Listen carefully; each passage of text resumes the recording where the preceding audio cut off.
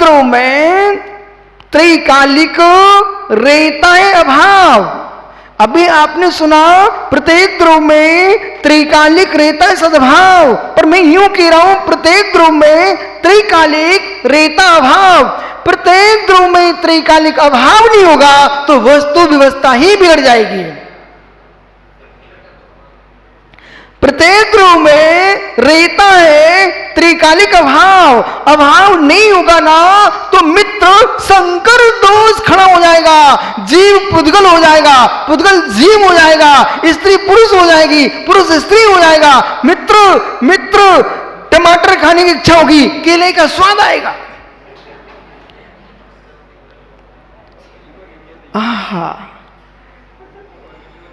ओहो, और कुछ कहूं, यदि नहीं मानते प्रत्येक ध्रुव में त्रिकालिक अभाव तो मेरे मित्र सुअर का भोजन मनुष्य का बन जाएगा और मनुष्य का भोजन सुअर का हो जाएगा।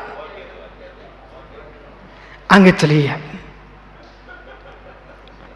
द्रव्य का लक्षण बनता है अभाव से, द्रव्य का लक्षण बनता अभाव से। कैलाश ज्ञानी आवश्यकता है वस्तु तत्व के ज्ञान के विस्तार की। अब समझो पंडित साहब, भैया कोमल चंद जी, आप पंडित जी हो, एक कोटा का श्रावक है। अब आप दोनों में एकता हो जाएगी तो कौन पंडित कौन सामान्य कहलाएगा। तो आपके अंदर त्रैकालिक एक ज्ञानी का अभाव है और इनमें आपका त्रैकालिक अभाव है। जड़ में चेतन का त्रैकालिक अभाव है, चैतन्य में जड़ का त्रैकालिक अभाव है। इसका नाम है अत्यंताभाव। इसका नाम है अत्यंताभाव। बराबर बहुत सूत्र आज अपन 5वें अध्याय में बात करेंगे बहुत सारे। विराजो, क्षमा करना आपको कष्ट हुआ हो तो। और ज्ञानी एक जीव का दूसरे जीव में भी है अभाव, अत्यंताभाव। अत्यंताभाव नहीं बनाएंगे हम ईश्वर के अंश हो जाएंगे। अत्यंताभाव नहीं बनाएंगे तो सिद्ध संसारी एक हो जाएगा। मित्र, प्रत्येक जीव में है अत्यंता भाव, वो अत्यंता भाव नहीं बनेगा। महात्मा जी,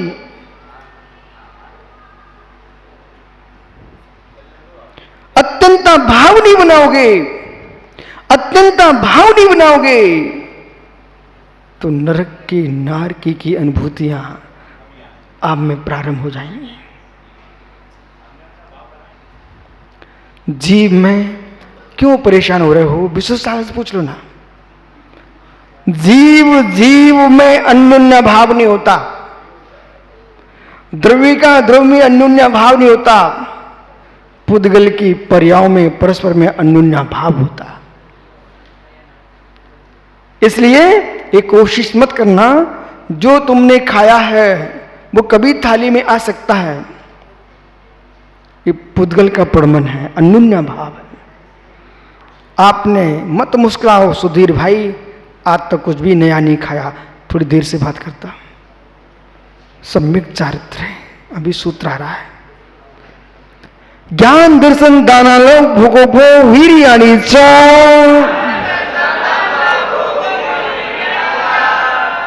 इच्छाइक भाव के 9 भेद हैं। ज्ञान, क्षयिक ज्ञान, केवल ज्ञान, क्षयिक दर्शन, केवल दर्शन। ज्ञानवणी क्रम के 6 से क्षयिक ज्ञान, दर्शनवणी क्रम के 6 से क्षयिक दर्शन और लाभंतरा क्रम के पूर्ण 6 से क्षयिक दान, अभय दान, केवली भगवान का क्षयिक लाभ। यही तो मूल विषय है मित्र। यहाँ क्षयिक दान की व्याख्या है, ये अनंत की 9 लब्धियों की व्याख्या है।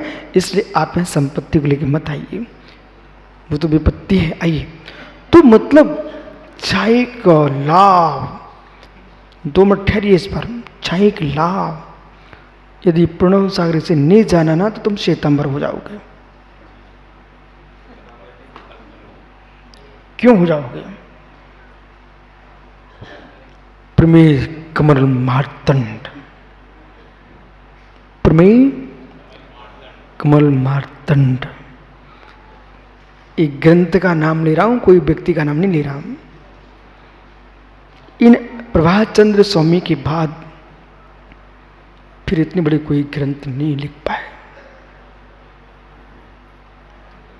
जैसे अमृत अंतिम सम्राट जैन मुनि बना चंद्रगुप्त मौर्य, ऐसे अंतिम न्याय पर विशाल ग्रंथ लिखने वाले आचार्य प्रभात चंद्र स्वामी हुए।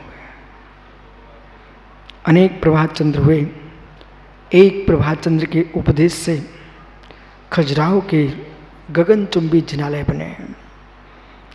खजुराहो के जैन आदिनाथ मंदिर पर प्रभात चंद्र स्वामी का नाम लिखा है। मित्र, सेठ पाहिल भी बड़ा काम करके चला गया। कमल भैया, संपत्ति बढ़ जाए तो दुनिया के सिनेमा हॉलों में व्यय मत करना। एक 3 लोक के नाथ का विशाल जिनालय उज्जैन प्रतिमा स्थापित करना। सेठ पाहिल नहीं है आज, चामुंडराय भी नहीं है। आज संपूर्ण जैनत्व के लिए विश्व में सिर ऊंचा करता है गोमटेश बाहुली का बिंब। आज जब भारत में चंदेल राजाओं ने, गुप्त राजाओं ने जब वैष्णव शंकर जी आदि के मंदिर बनवाए, जैन मंदिर को नहीं बनाया, तब सेठों के पास भी इतना द्रव्य था। तुम्हारा राज कोष से बना है, हमारा सेठ कोष से बनेगा। उसी खजुराहो में सेठ पाहिल ने वे जिनालय स्थापित किए हैं। सारा विश्व जब भी उतरता है, खजुराहो में विदेशी आते हैं तो दौड़ते हैं आदिनाथ पारसनाथ मंदिर की ओर। पर इतना भैया ध्यान रखना, सेठ पाहिल प्रशस्ति लिखवाता है, मैंने दान दिए, 8 बावड़ियाँ दी, 8 बगीचे दिए, भूमि लगाई है, फिर भी सेठ पाहिल लिखता है, मुझे मालूम है मेरा दिया दान नहीं बचेगा। तुम भूमि लगा के तो लोगों ने कब्जा कर लिया। उस व्यक्ति के मैं दास का दास हूं। सेठ पाहिल की प्रशस्ति लिखी खजुराहो में, उस व्यक्ति के दास का दास हूं जो इन जिन मंदिरों की रक्षा करेगा। देश की जितनी कमेटियां हैं मंदिरों के, सबसे मेरा कहना है जो मंदिर तीर्थ बना के गए हैं उनका आशीष तुम्हें मिलता है, मंदिरों की तुम रक्षा करो। अपनी कृति पर किसको आनंद नहीं आता, अपनी कृति पर किसको आनंद नहीं आता। क्या आचार्य विराग सागर नहीं मुस्कुरा रहे होंगे? कल उनकी कृति का विमोचन हुआ यहाँ पर, जल बिंदु महाकाव्य का विमोचन हुआ यहाँ पर। क्या नहीं मुस्कुराएंगे? वो इतनी चेतन कृतियों विमोचन हो रहा है, नहीं मुस्कुराएंगे क्या? इसलिए आप अच्छे से तीर्थ की रक्षा करो, तुमको ऊपर से उनकी संवेदनाएं मिलेंगी। पर मन में विचार कर लेना आज जरूर, भले व्यर्थ के खर्च कम कर लेना, पर जीवन के स्वाह होने के पहले ऐसा काम करके जाएंगे, इतिहास याद करेगा।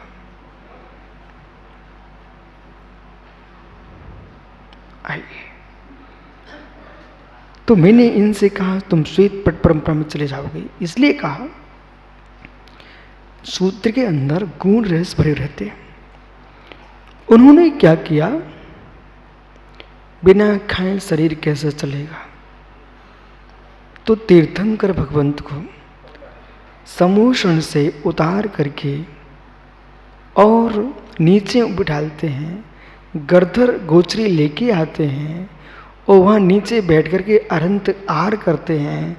उनका शरीर नहीं दिखता, मात्र नाखून दिखते हैं, इसलिए लोग छुप के गोचरी करते हैं।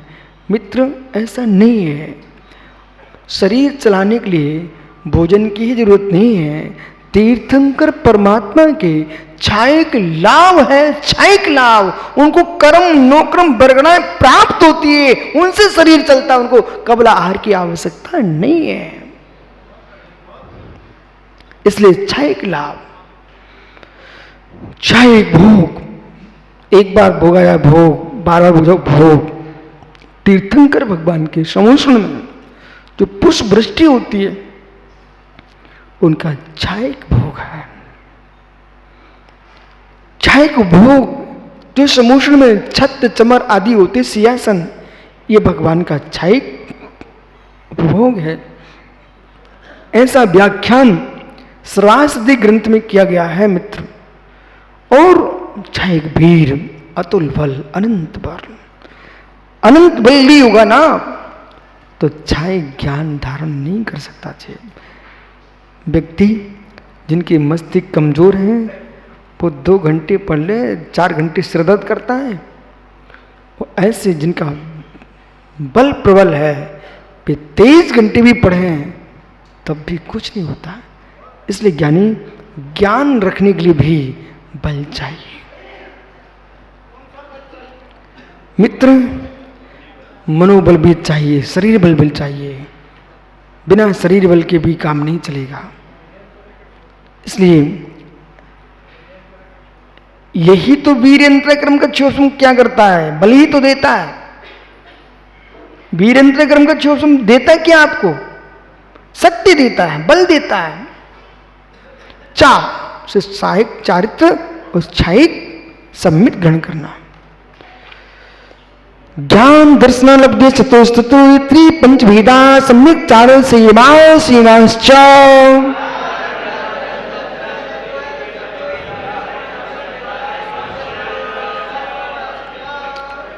ये जो भेद हैं मित्र, सूक्ष्म भाव के 18 भेद। ज्ञान, केवल ज्ञान को छोड़ दीजिए, 4 ज्ञान सूक्ष्म ज्ञान जिनकी कल आपने चर्चा की है। दर्शन वो अज्ञान, 3 अज्ञान वो भी कल आपने पढ़े हैं। और दर्शन 3 दर्शन, चक्षु अचक्षु अवधि, केवल दर्शन छोड़ दीजिए। और लब्धियां 5 अभी अभी जो आप पढ़ रहे थे, इनमें से दान लाभ भोगो वीर, ये मित्र। और सम्यक्त सूक्ष्म सम्यक्त और चारित्र सूक्ष्मिक चारित्र और संयमाश्च मतलब देशव्रत इसे पंचम गुण स्थान। ये जो है 18 भेद किसके हैं? सूक्ष्मिक भाव के। गति कसाय लिंग मिथ्या दर्शना ज्ञान सहिता चतुश्चतुस्त्री कई 6 भेदा।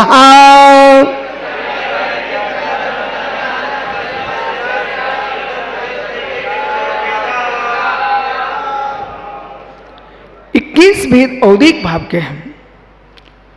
हम चाहें तो इन औदिक भाव से कर्म की निर्जा भी कर सकते हैं, समझ करके इन औदिक भावों को पढ़ करके समता को प्राप्त कर सकते हैं।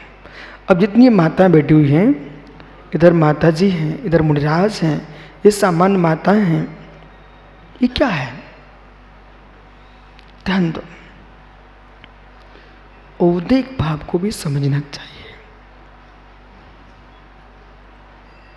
भैया पटाखे में हाथ लगाओगे, उसका काम तो फूटना है,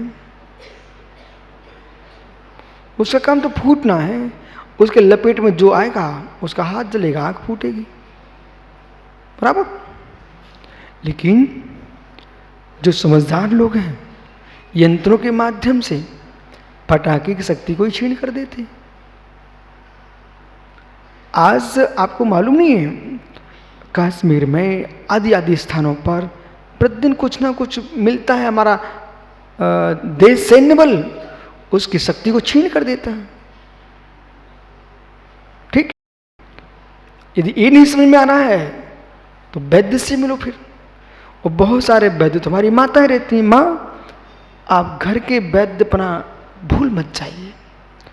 जरा से बच्चे को जुकाम हुआ और तुम हॉस्पिटल दौड़ते हो, ये विश्वास रखिए भविष्य तुम बच्चे को बहुत कमजोर कर रहे हो। तुम्हारे आंचल का दूध कहाँ गया, जाय पत्ती केसर ये कहाँ चला गया, और जायफल कहाँ गया। जरा सी सर्दी हुई, एक कटोरी चम्मच घिसी, एक कटोरी में अपना स्वयं का आंचल का दूध निकाला, बच्चे को चटा दिया, काहे कि मेरे जुकाम मुकाम भाग गए सब। हर माँ के घर में एक डिब्बा होता था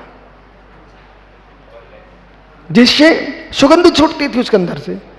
अब पता नहीं कितने प्रकार के ट्यूब, पता नहीं कितने जहर रखे हो। आइए मेरा विषय समझिए आप। तो वो आपके घर में औषधियत थी। अब मित्र प्रश्न ये है, औदिक भाव को दबाने की दवा। लाल मिर्च खाने से यदि जहर चढ़ जाए तो घी पिला देना चाहिए, अपने आप उतर जाएगा, वो भी जहर चढ़ता है। कड़वी लौकी खा लो, जहर चढ़ जाए तो मीठा पेड़ा खिला दो, घी पिला दो, जहर उतर जाएगा। मित्र समझिए, औदिक भाव को दबाने की दवा। किसी व्यक्ति क्रोध का उदय आ रहा है, उसको क्षमा से दबा दीजिए। मान आ रहा है, मार्दव से दबा दीजिए। लोभ आ रहा है, मित्र सोच से दबा दीजिए, सोच से दबा दीजिए। मायाचारी आ रही है, आर्जव से दबा दीजिए। आपको औषधियां तुम्हारे पास है। ये औदिक भाव में कैसा है, औदिक है। अब 9 कर्म को दबाने के लिए 9 कर्म होते हैं। आपको यदि महात्मा सम्मत सार देकर तुम्हारे भाव खराब हो रहे हैं तो तुम इधर देखो भगवान को। यदि तुम्हारे भाव खराब करेंगे, यदि 9 कर्म बे बना रहे तुम, तो मित्र तुम भगवान को दिखने लग जाओ। विषय समझिए। एक ग्रंथ में मैंने पढ़ा, यदि किसी व्यक्ति को काम विकार आए, एकांत छोड़ दीजिए, आप भीड़ में जाके बैठ जाइए, वो तुम बच जाओगे। और इतने ही नहीं, कई आपको तीव्र अशुभ भाव आ रहे हैं, जो तुम्हारा सबसे प्रिय मर गया हो उसकी याद करो।